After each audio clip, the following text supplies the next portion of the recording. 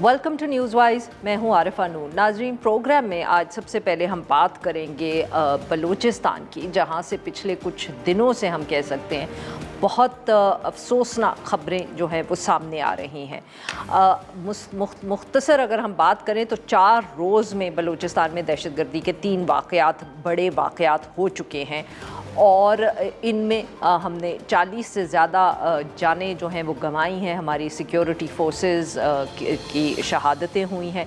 Security forces की तरफ से जो कार्रवाई की गई उनमें 50 से ज़्यादा दहशतगर्द जो है वो हलाक हुए हैं। ये तफसीलात जो है ये DGISPR ने आज एक ब्रीफ सी प्रेस टॉक, मीडिया टॉक की एक वीडियो रिलीज़ की, उसमें बताई गई। उन्होंने कहा कि पहला वाक़या, कुछ तो हम रिपोर्ट भी अपने शो में भी उनकी बात करते रहे, क्वेटा के करीब जो वाक़या था वो हुआ, फिर दूसरा ज़ियारत के करीब हुआ। आज लसबेला में फ़ौजी काफ़िला जो था उस पर हमला BLA की तरफ से किया गया। बताया जा रहा है कि और जगहों पर भी इस वक्त सिक्योरिटी ऑपरेशंस जारी हैं। DGISPR ने डेथ टोल बता के ये कहा कि इन सब की जो ज़िम्मेदारी है वो भारत और अफ़गान तालिबान की है, और उन्होंने ये भी कहा कि दहशतगर्दों से कोई बातचीत नहीं की जाएगी। ये भी यहाँ बताना ज़रूरी है कि ज़ियारत और हना औड़क का जो वाक़या है उसके बाद लोगों की तरफ से, जो मकामी लोग हैं उनकी तरफ से भी हुकूमत के ख़िलाफ़ एहतजाज जो है वो जारी है। इन सब मामलात पे बात करने के लिए आज हमारे साथ मौजूद हैं मुश्ताक यूसुफजई साहब, सहाफ़ी हैं, टेररिज्म, सिक्योरिटी रिलेटेड इश्यूज़ पे बहुत गहरी नज़र रखते हैं। Welcome to the show Mushtaq साहब। मुश्ताक साहब, बहुत हम कह सकते हैं सीरियस वाक़यात हैं, बिकॉज़ ऑब्वियसली लगातार 2 या 3 दिन में बड़े वाक़यात हुए और जो उनमें नुकसानात भी हमारी सिक्योरिटी फोर्सेस की जानों के हुए हैं वो नंबर भी बहुत ज़्यादा है। बहुत तशवीशनाक सूरत हाल लग रही है बलूचिस्तान में।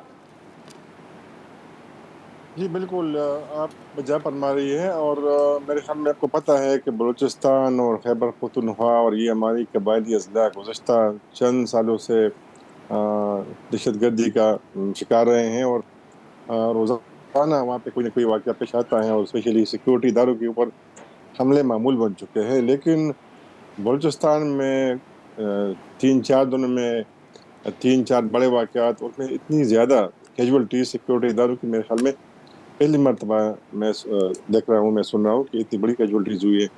और जिस तरह DGISPR ने खुद एक्सप्लेन किया कि पहले वाक़या जो है वो हन्ना में हुआ था, और दूसरा वाक़या ये बहुत कोऑर्डिनेटेड था कि मिलिटेंट्स ने, और वहाँ पे जो बलोच मिलिटेंट्स है और मिलिटेंट्स जो है TTP के, उन्होंने हमला किया ज़ियारत में। और जो डैम वहाँ पे है और जो वाटर पंपिंग जो सप्लाई होती है पानी, क्वेटा शहर, तो पुलिस के चेक पॉइंट पे हमला किया। मेरे ख्याल में चेक पॉइंट था क्योंकि ज़्यादातर 27 के करीब वहाँ पे लोग तैनात थे पुलिस के, तो 9 को तो उन्होंने पहले जी। वहाँ पे जांबा किया था, फिर 18 को उन्होंने किडनैप किया था बकौल DGISPR के। लेकिन जो मेरी मालूमात थी तो उस वक़्त भी कैजुअल्टीज़ हुई थी बहुत ज़्यादा, और आज जो है जी। 27 के करीब जो है पुलिस वाले वो उसमें शहीद हो गए।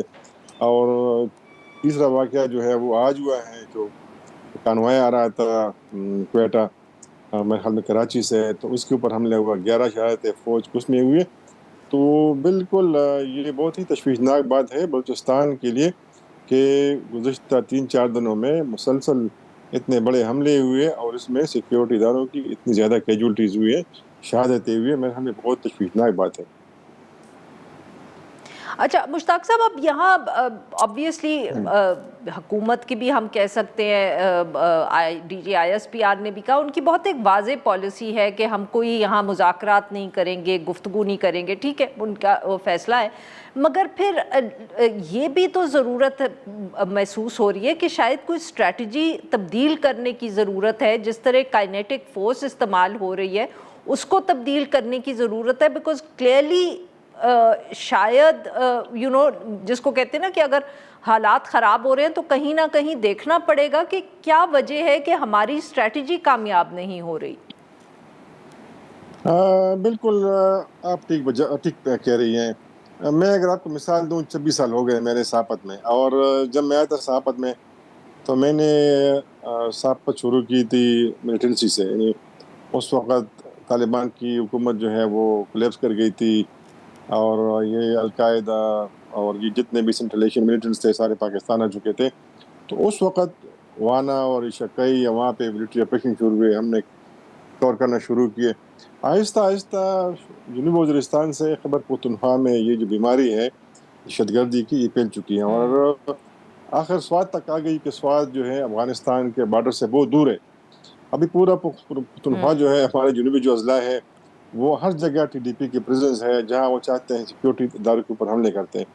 تو میرے کہنے کا مقصد یہ ہے کہ ہمیں سوچنا چاہیے کہ وہ کون سے ہماری کمزوریاں ہیں کہ جس پہ ہم قابو پا سکے, اور کوئی نئی اسٹریٹجی اپنائے کہ پارلیمان میں اس کے اوپر بات کی جائے, میڈیا میں اس کے اوپر بات کی جائے, ماہرین سے رائے لی جائے کہ وہ کون سے راستے ہیں جسے ہمیں اختیار کرنی چاہیے کہ یہ مسئلہ حل ہو. کیونکہ ملیٹریلی تو دیکھے کہ یہ مسئلہ حل نہیں ہو رہا, مطلب کیجولٹیز ہوتی ہے روزانہ, ہماری بھی ہو رہی ہے, جی ملیٹنٹس کی بھی ہو رہی ہے, ملٹری آپریشن بھی بڑے بڑے ہو چکے ہیں, لوگ ڈسپلیس ہو گئے ہیں, پورے کے پورے گاؤں جو ہے وہ ملیامیٹ ہو چکے ہیں, شمالی وزیرستان کے بازار آج بھی اس طرح پڑے. تو میرے خیال میں اور راستوں کے متعلق سوچنا چاہیے. اور یہ میں بتاؤں کہ جو بات چیت ہے اس کا فائدہ یہ ہوتا ہے کہ ابھی ریسنٹلی جب اورمچی میں چائنا میں پاکستان اور افغانستان کے درمیان بات چیت ہوئی تھی, چائنا نے اس کو ہوسٹ کیا تھا, تو اس کا فائدہ یہ ہوا کہ پاکستان نے چائنا سے کہا کہ آپ افغان طالبان کے اوپر دباؤ ڈالیں کہ یہ جو ہماری سرحد میں ملیٹنٹس گروپس ہیں, ان کے فیملیز ہیں, ان کے ٹریننگ سینٹرز ہیں, ان کو آپ دور شفٹ کیا جائے, شفٹ کرے بارڈر سے. تو اس کے اوپر عمل شروع ہو چکا ہے. افغان طالبان نے کیمپس بنائے ہیں, ٹی ٹی پی کے لوگوں پہ بہت غصہ ٹھیک. ہے, خوش نہیں ہے, سب کو انہوں نے شفٹ کیا ہے. تو میرے خیال میں افغان طالبان کے ذریعے یہ مسئلہ جو حل ہو سکتا ہے. لیکن ظاہر ہے سعودی عرب, ترکی اور چائنا, یہ وہ ہمارے جو دوست ممالک ہیں, ان کی شمولیت اور ان کی جو ہے کوارڈینیشن بہت زیادہ ضروری ہے اس مسئلے کے حل کے لیے. بہت بہت شکریہ سر, آپ نے ہمارے لیے وقت نکالا. ناظرین یہاں پہ لیں گے ایک چھوٹے بریک, جب ہم بریک سے واپس آئیں گے تو ہم بات کریں گے کراچی کے حوالے سے.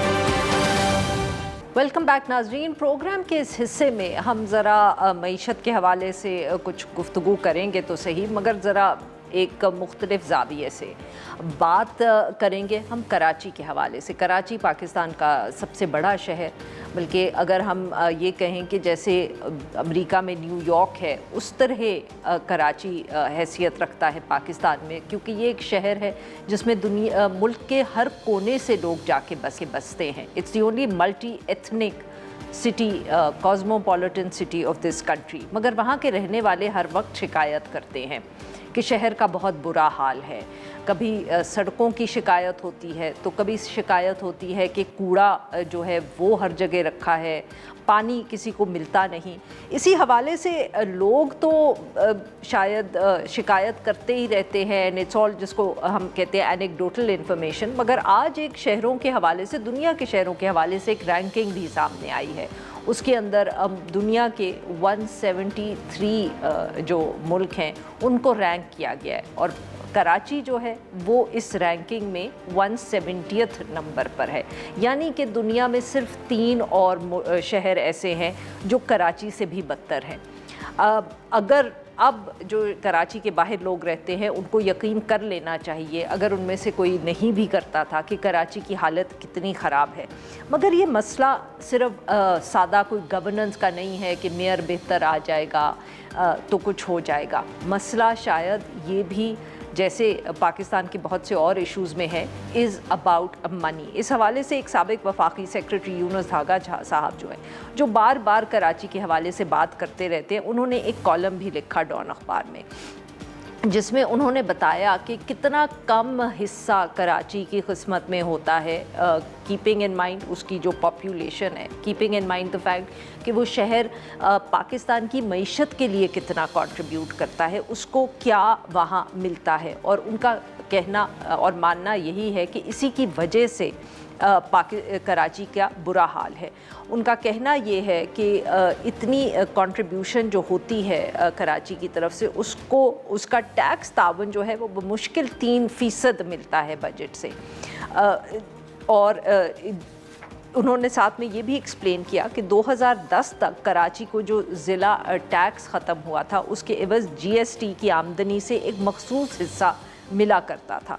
मगर जब 7वां NFC अवार्ड 18वीं तरमीम के बाद हुआ तो ये जो हिस्सा था ये प्रोविंशियल पूल में ज़म कर दिया गया और फिर वहाँ से रकम जो थी वो प्रोविंशियल हुकूमतों ने देनी थी शहरों को, मुख्तलिफ डिस्ट्रिक्ट्स को। मगर और अगर ये पुराना जो फार्मूला था इसी को फॉलो किया जाता तो बकौल उनके 170 से 230 अरब रुपए मिलने चाहिए थे कराची को, मगर मिले तो कितने, सिर्फ 27 अरब रुपए। जब आप ये नंबर्स देखते हैं तो समझ आता है बहुत वाज़े तौर पे कि कराची की हालत जो है वो इतनी ख़राब क्यों है, वहाँ के लोग इतनी शिकायत क्यों करते हैं।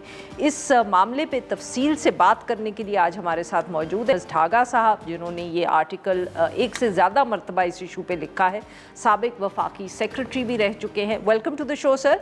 जी यूनुस ढागा साहब, आप कराची का जो मुकदमा है बार बार उसको उठाते रहते हैं, पता नहीं कोई तवज्जो देता है कि नहीं, तो हम अब कोशिश करते हैं कि जितनी भी कोई छोटी मोटी कोशिश हम कर सकते हैं। प्लीज़ सर बताएं कि ये जो आप फाइनेंशियल इश्यूज को बार बार हाईलाइट कर रहे हैं, डू यू थिंक ये बहुत क्रिटिकल वजह है जो कराची की इस वक्त सुना है इतनी बुरी हालत है? बहुत शुक्रिया आपका। देखें, मैंने जो ये बात आना काफ़ी अरसे से शुरू की, लेकिन इसको हमने डाला था जो डॉन में छपा था वो 29 अगस्त 2025 में, तकरीबन 1 साल होने को आ गया। तो 1 साल पहले ये हमने बात की थी कि कराची में जो इस वक्त 18वीं तरमीम के बाद और 7th NFC के बाद सिचुएशन बहुत ख़राब हुई। और अभी जो आप जिसने अभी हवाला जिस आर्टिकल का आप दे रही थी वो सेट पिछले हफ्ते को छपा है, 3 दिन पहले। उसमें भी हमने इस बात में से और उसमें मैंने सिंध के पैराए में बात की कि पूरे सिंध में इस वक्त डेवलपमेंट के ऊपर अखराजात कम से कम हुए। उसमें हमने ये बात की कि देखें 19 खरब रुपए मिले हैं NFC के बाद से। अब NFC क्या था?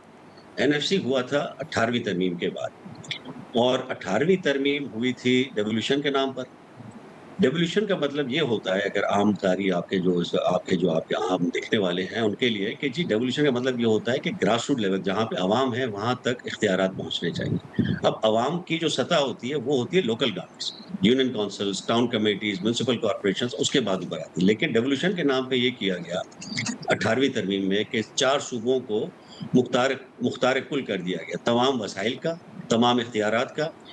वफाक से सारे इख्तियारात और वसाइल उनको दे दिए गए। वफाक बाकायदा जो उनके लायबिलिटीज थी वफाक पे छोड़ दी गई।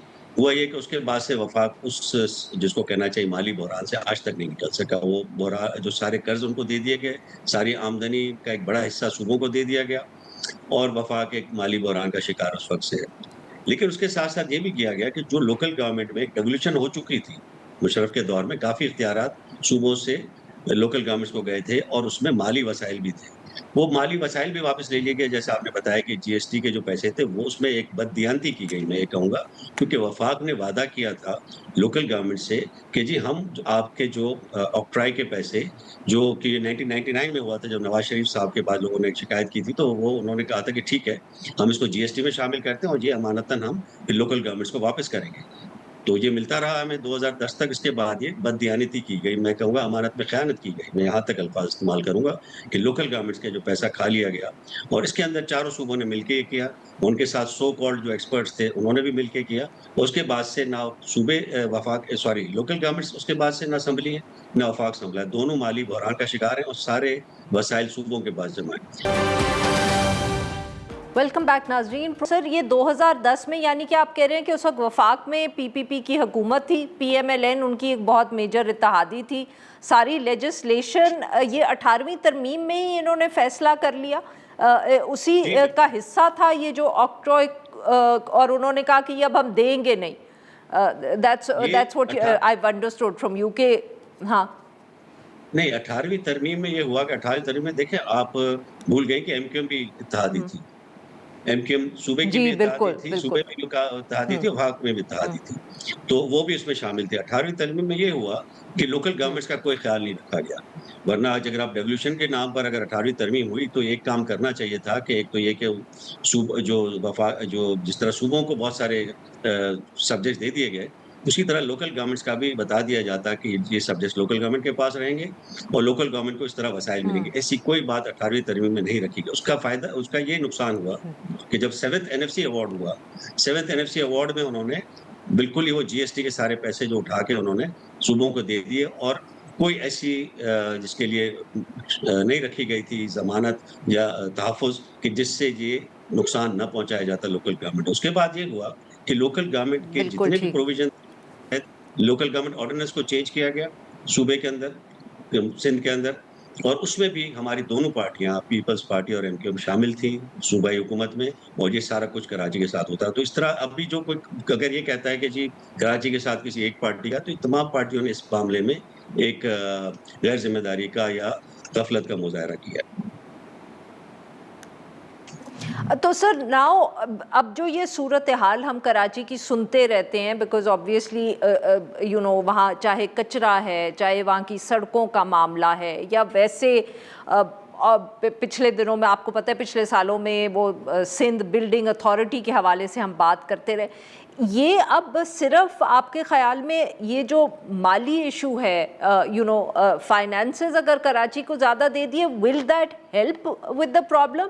Is it the what I am trying to से इज़ कि ये सिर्फ वाहिद सलूशन यही है कि ये पैसे जो हैं जो कराची को मिलने चाहिए वो मिलने चाहिए, या इसके साथ साथ और भी कोई डेवोल्यूशन के काम होने चाहिए? And I ask this because of course हमें बार बार हुकूमत से पता चलता है कि मेयर कराची में हैं और वो बहुत मेहनती हैं। जी, मेहनती होंगे, इसमें कोई मैं एतराज़ वाली बात नहीं करूँगा, मेहनती नहीं है। लेकिन बात ये है कि जब तक इख्तियारात नहीं है और जब तक वसाइल नहीं है। अब इख्तियारात जो वापस ले लिए गए लोकल गवर्नमेंट ऑर्डिनेंस में, वो वापस मिलने चाहिए ताकि लोकल गवर्नमेंट फिर डिलीवर कर सके। दूसरा, फिर उसके मुताबिक वसाइल दिए जाएँ, जो कि 2008-9 तक होते थे। ये जब हो जाएगा तो फिर हम तवक्को कर सकते हैं कि मेयर साहब कुछ डिलीवर कर सकेंगे या उनके बाद आने वाले कोई मेयर कर सकेंगे। लोकल गवर्नमेंट्स को अगर हम इख्तियार नहीं देते, अब ये देखिए ना, एक बहुत अच्छा मौका था पीपल्स पार्टी के पास कि 27वीं तरमीम में ये रखा गया था कि 140A को मज़ीद तशरीह देके बता दिया जाए कि कौन से सब्जेक्ट और किस तरह फाइनेंसेस जाएँगे लोकल गवर्नमेंट्स को। और ये पूरे पाकिस्तान में होते हैं, कराची का तो मसला नहीं है ना। ये तो शिकारपुर का भी मसला है, ये डीजी खान का भी मसला है, ये कोयटा का भी है।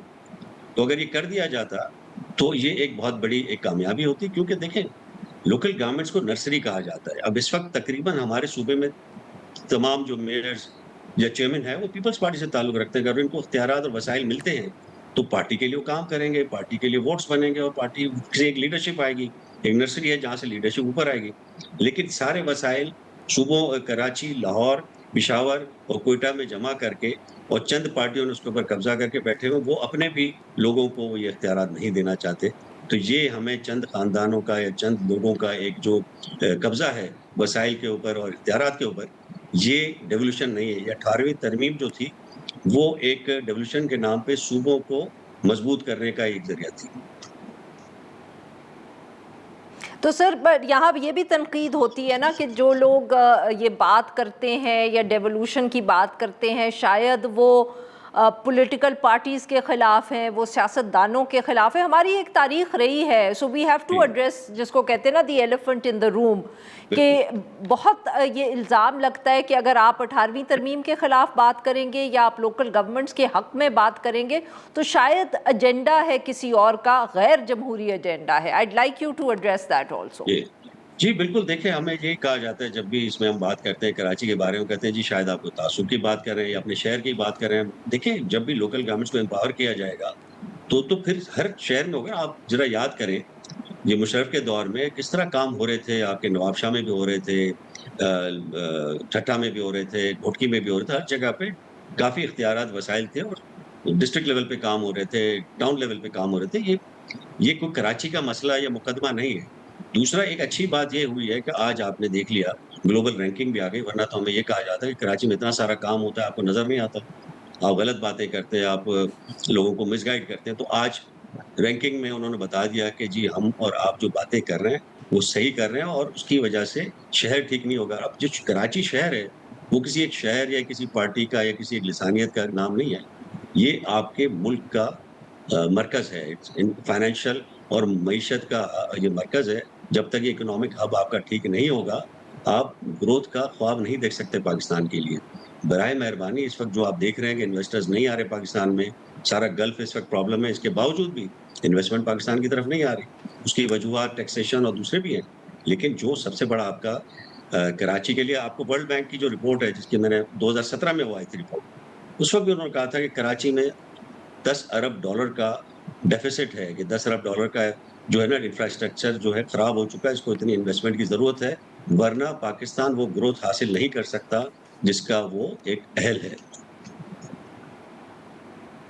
بہت بہت شکریہ سر، آپ نے ہمارے لیے وقت نکالا. ناظرین یہاں ایک چھوٹی سی بریک، جو ہم بریک سے واپس آئیں گے تو ہم بات کریں گے خیبر پختونخوا کی. ویلکم بیک ناظرین. پروگرام کے اس حصے میں ہم ذکر کریں گے پاکستان تحریک انصاف کا اور خیبر پختونخوا حکومت کا. پاکستان تحریک انصاف خبروں سے کم ہی دور رہنا مناسب سمجھتی ہے. ایک ایسے وقت میں جب ہم کہہ سکتے ہیں کہ وفاقی حکومت پر تنقید بھی ہو رہی تھی اور توجہ بھی سب کی ان کی طرف تھی، تو پاکستان تحریک انصاف نے کہا یہ اچھا موقع ہے، کچھ نہ کچھ کیوں نہ توجہ ہم اپنی طرف دلوائیں، صحافیوں کی بھی اور حکومت کی بھی، اور ان کو پاکستان تحریک انصاف کو تنقید کرنے کا موقع دیں.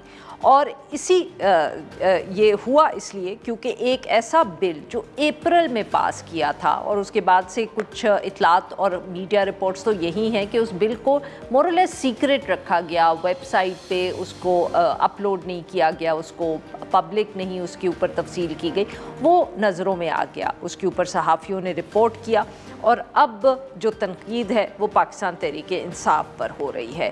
ایک جو سب سے بڑی ملک کی اپوزیشن جماعت ہو سکتی تھی بلکہ ہے، اور جو وفاقی حکومت پر بار بار یہ تنقید کرتی ہے کہ وہ پیسے ضائع کرتے ہیں، وہ فضولیات پہ خرچ کرتے ہیں، انہوں نے خود ایسے اب قوانین پاس کر لیے ہیں جس میں وہ بھی اسی قسم کی ہم کہتے ہیں پریویلیجز اور پرکس چاہتے ہیں جو وفاقی حکومت میں یا اور جگہ پہ نظر آتے ہیں. تو یہ جو بل ہے یا قانون سازی ہے، اس کے مطابق جو ممبران اسمبلی ہیں، ان کے خاندان، speaker, deputy speaker, opposition leader, ان سب کے لیے مختلف پرکس اور پریویلیجز جو ہیں وہ پاس کیے گئے ہیں. صوبائی ممبران کو اب جیسے 8 اسلحے کے لائسنسز ملیں گے، ممبر جو ہوگا اسمبلی کا اور ان کی بیگم یا شوہر، ان کو تاحیات بلو پاسپورٹ ملے گا. اس کے ساتھ ساتھ ٹول ٹیکس دینے کی ان کو کوئی ضرورت نہیں ہے. اس کے ساتھ انہوں نے کوئی فضائی اور زمینی سفر کی سہولت، ٹیلی فون الاؤنس بھی اپنے لیے جو ہے اس کو پاس کیا ہے. ساتھ ساتھ جو سرکاری ریسٹ ہاؤسز ہیں اس میں مفت قیام کا بھی ان کے پاس رائٹ ہوگا. تو یہ پختونخوا پاور امیونٹی اینڈ پریویلیجز بل ہے، اور اس کی وجہ سے حکومت کو، وفاقی حکومت جو اس وقت کافی مشکل میں تھی، ان کو خیبر پختونخوا پہ تنقید کرنے کا جائز ایک رائٹ مل گیا ہے.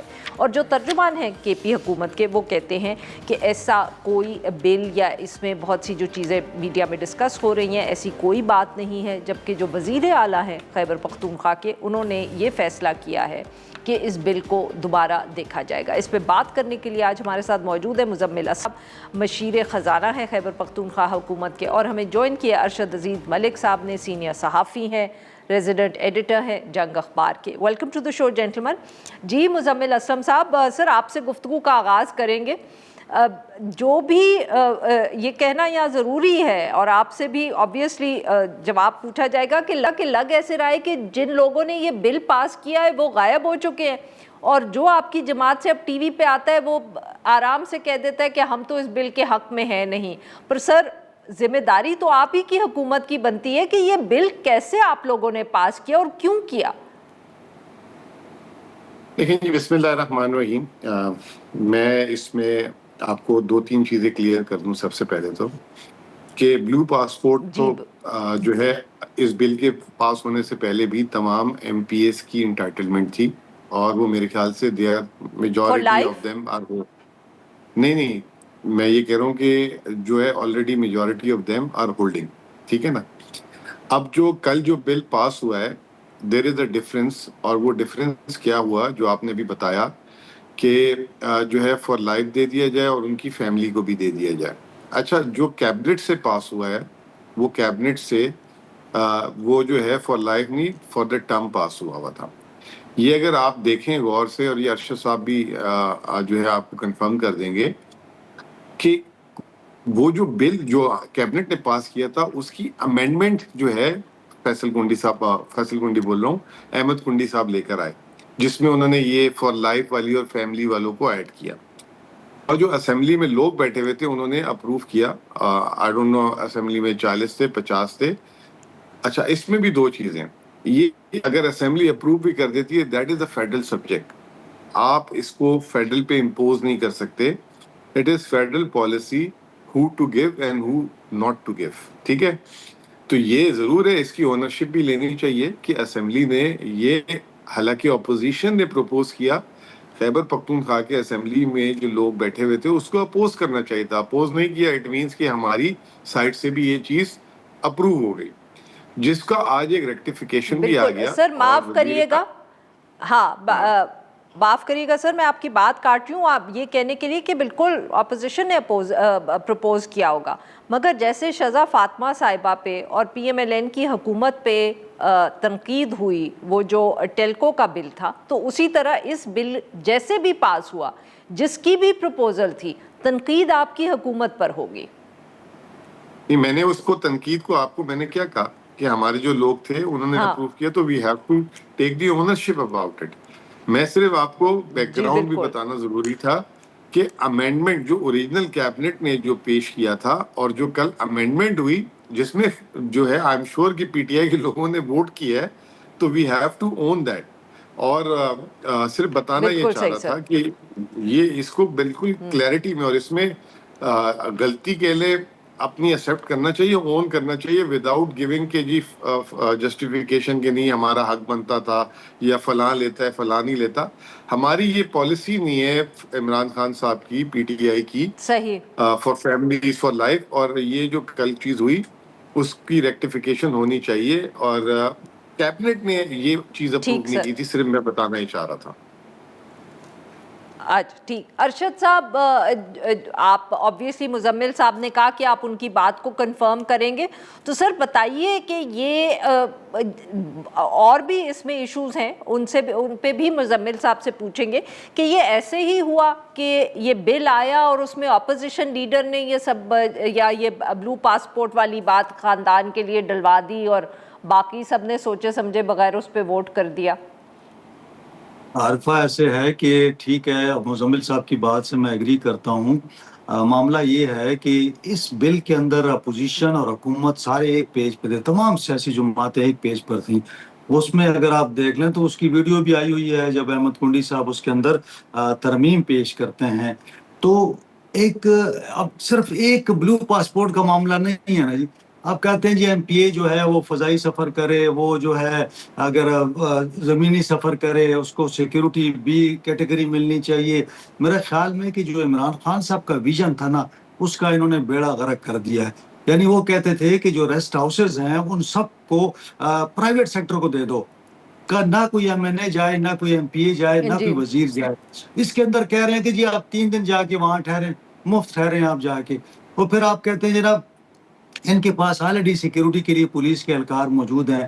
پھر آپ کہتے ہیں جی 8 کلاشنکوف کے لائسنس آپ لے لیں، 4 آپ مفت لے لیں. اور کیوں مفت لے لیں بھائی؟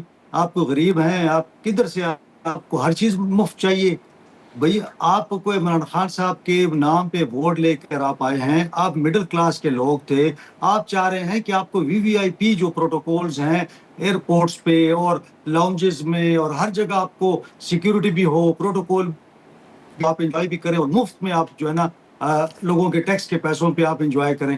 عمران خان صاحب نے تو یہ نہیں کہا تھا. انہوں نے تو کہا تھا کہ بھئی یہ سب چیزیں ختم ہوں گی، نہ پروٹوکول لیا جائے گا، نہ کوئی مفت سفر کرے گا. تو پھر وہ آج اگر جیل میں ہے تو اس کے یہ مطلب تو نہیں ہے نا کہ حکومت بالکل کہے گی جی ہمیں پتہ نہیں تھا. عارفہ میں کہتا ہوں کہ اس کا ذمہ دار جو ہے وزیر اعلیٰ سہیل آفریدی صاحب ذمہ دار ہیں. اس کی وجہ یہ ہے کہ یہ بل حکومت لے کے آئی ہے. حکومت اگر ایک بل پیش کر رہی ہے تو اس کا مطلب ہے کہ سی ایم صاحب کو بھی پتا تھا، کیبنٹ کو بھی پتا تھا.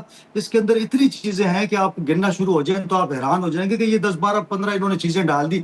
پھر اس کے اندر ایک اور چیز بھی آ رہی ہے صحافیوں پر پابندی کے حوالے سے. ارشد صاحب اگر آپ اجازت دیں، ہاں ارشد صاحب I'll just come to that. اس سے پہلے مزمل صاحب اب یہ جو بات اگر ہم صرف جو 8 لائسنسز ہیں ٹول ٹیکس نہیں پے کریں گے ایم پی اے 8 لائسنسز ملیں گے پھر ریسٹ ہاؤسز میں مفت سٹے ہوگا سر یہ کابینہ نے اپروو کیا تھا؟ میں اس کو کنفرم نہیں کر سکتا. پہلی بات تو یہ کہ میں اس بات بتا دوں کہ لائسنسز بھی if I'm not wrong, I may be wrong, لیکن I'm just talking from top of my memory, کیونکہ یہ 1.5-2 سال پہلے علی امین صاحب کی کیبنٹ میں ایک دفعہ بات ہوئی تھی. 4 لائسنسز تو ہمیشہ سے فری تھے 4. اب یہ 4 کے بعد 8 والی کہانی مجھے نہیں پتا, میں اس میں غلط بیانی نہیں کروں گا کہ یہ آیا کیبنٹ نے اپروو کیے یا یہ امینڈمنٹ میں آیا ہے, یہ I am not too sure about it. یہ بالکل بھی. What about the toll tax sir? اچھا ٹول ٹیکس تو میرے خیال سے یہ بھی ہمیشہ سے آلریڈی گیون تھا, لیکن میں جب بھی سفر کیا ہے میرا تو وہ ایم ٹیگ لگا ہوا ہے, میں تو ہمیشہ سے پیسے دیتے ہوئے جاتا ہوں, میری گاڑی میں تو ایم ٹیگ لگا ہوا ہے. اور لیکن یہ کہ یہ ایم پی ایز وغیرہ, اور میں اس کے بالکل فیور میں نہیں ہوں. ٹول ٹیکس اگر آپ آفیشیل ٹریول کر رہے ہیں تو آپ ٹول ٹیکس پے کریں اور جو ہے آپ جو ہے اس کو آفس سے کلیم کر لیں, اور اگر آپ پرسنل کر رہے ہیں تو you have to pay that. یہ بھی جسٹیفیکیشن اگر آپ میرے سے پوچھیں تو نہیں بنتی. آفیشیل ٹریول کر رہے ہیں آپ نہیں کو سر, آپ کابینہ کے ممبر تو ہیں نا, میں تو اس پوائنٹ سے پوچھ رہی تھی. مجھے آپ کی جو انڈیویجول چوائسیز ہیں ان پہ کوئی شک نہیں ہے کہ آپ پروبیبلی بہت ساری چیزیں ہوں گے اس کے قانون میں ہوں گی جو آپ اس کے حق میں نہیں ہوں گے, بٹ میں تو یہ پوچھ رہی ہوں سر کہ وہ جو کابینہ میں آپ نے کہا کہ بلو پاسپورٹ والی نہیں تھی, تو کیا یہ چیزیں کابینہ سے پاس ہوئی ہیں کہ نہیں ہوئی ہیں؟ میں نے آپ کو یہ کہا نا کہ مجھے اس کا نہیں پتا. 4 لائسنسز ہمیشہ سے تھے, یہ میں کہہ رہا ہوں. 4 سے 8 کابینہ میں کوئی آیا ایجنڈا ایسا, یہ میری اس وقت میموری میں نہیں ہے. ٹول ٹیکس کا میں کہہ رہا ہوں کہ it is always there, it is always there, it is not a new phenomena. اور یہ آئی تھنک 1988 سے ہے, جس پہ میں پرسنلی یہ میرا ویو ہے کہ اس کو بھی نہیں ہونا چاہیے. اگر آپ آفیشیل ٹریول کر رہے ہیں تو آفس سے کلیم کر لیں, بہت ہے. اور اگر آپ ان آفیشیل اپنا پرسنل ٹریول کریں تو یو ہیو ٹو پے. میں یہ کہہ رہا ہوں یہ ٹول پلازا از فرام مطلب فرام بگننگ ہے, یہ شروع سے ہی ہے. یہ ارشد صاحب کو زیادہ اس سے پتہ ہوگا because he is covering assemblies. ہاں چلے میں ارشد صاحب سے ہی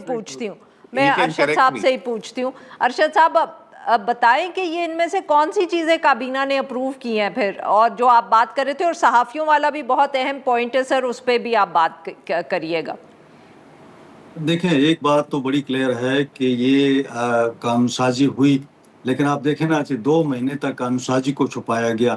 اور کل تک شفیع جان صاحب کہہ رہے تھے کہ ہم نے کوئی ایکٹ نہیں لایا, کوئی ترمیم نہیں آئی. پہلے کہنے لگے کوئی اس قسم کا قانون نہیں ہے, پھر کہنے لگے کہ یہ تو پرانا قانون ہے, ہم نے تو کوئی قانون نہیں لے کے آئے. پھر کہنے لگے تھوڑی سی ترمیم کی ہے, اور تھوڑی سی ترمیم کے بعد پھر آج دیکھیں نا سی ایم صاحب کہتے ہیں کہ جی ہم اس کو ریپیل کریں گے, اس پہ نظر ثانی کریں گے. تو اس کا مطلب ہے کہ مسلسل جھوٹ بولا گیا, مسلسل جو ہے, اور کسی کیبنٹ ممبر کو ہی پتہ نہیں ہے. اب حیرت کی بات تو یہ ہے کہ کیبنٹ ممبرز کو بھی پتہ نہیں ہے نا کہ یہ کیسے ہوا ہے. اور کوئی بھی بل جب آپ لاتے ہیں نا جی, اس کے لیے ضروری ہے کہ وہ کیبنٹ سے ہو کے آ جائے, یا پھر قائمہ کمیٹی میں آیا ہوگا. تو یہ کیبنٹ میں مطلب ڈسکس ہونا چاہیے تھا, اس کو آپ ڈسکس کر کے لاتے, چھپانے کی کیا ضرورت تھی؟ اگر یہ بات ٹھیک ہے مزمل صاحب کی پہلے 4 لائسنس تھے, پہلے یہ فیسیلیٹیز تھیں, اس میں تھوڑا ایڈ کر کے اس کو اس طرح بنا دیا گیا کہ پھر چھپانا پڑ گیا, وہ بھی ویب سائٹ پہ نہیں لگایا آپ نے 2 مہینے. تو یہ چیزیں اس میں ہیں, اور میں سمجھتا ہوں کہ یہ حکومت کی ذمہ داری تھی اور حکومتی بل تھا, یہ کوئی اپوزیشن کا بل نہیں تھا. جہاں تک دوسری بات ہے, اب صحافیوں کے لیے علیحدہ سے اندر ایک ایشو بنا دیا گیا ہے کہ جی اگر آپ نے اسمبلی کی کوئی اپنے کاروائی جو ہے رپورٹ آپ کر رہے ہیں, اور اس میں کوئی غلطی سے آپ نے کچھ یعنی اس کو اس طرح لکھا گیا ہے کہ جی آپ نے کوئی مسخ شدہ یا اس میں کچھ گڑبڑ کر دی, اب اس کے لیے آپ دیکھیں کہ ایک تو اسپیکر صاحب کو اختیار دے دیا ہے کہ وہ اس بندے پر پابندی لگا دیں گے. پھر اس کے ساتھ ساتھ 3 قسم کی سزائیں اس کے اندر دے دی گئی ہیں کہ یہ اگر آپ نے اسپیکر کے خلاف کوئی بات کر دی, لکھ دیا آپ نے, تو آپ کو جو ہے 6 مہینے کی قید ہو جائے گی. اور اگر آپ نے مسخ شدہ کارروائی गलत थोड़ी सी कार्रवाई को अगर आप जानबूझ, अब ये तो इसका फैसला भी स्पीकर साहब करेंगे तो उसको 3 साल की कैद होगी। बहुत तो बहुत इसके शुक्रिया देखिए, हमारे दो मेहमानों का, उन्हें हमारे लिए वक्त निकाला। नाज़रीन, आज के लिए बस इतना ही। We'll be back tomorrow at the same time.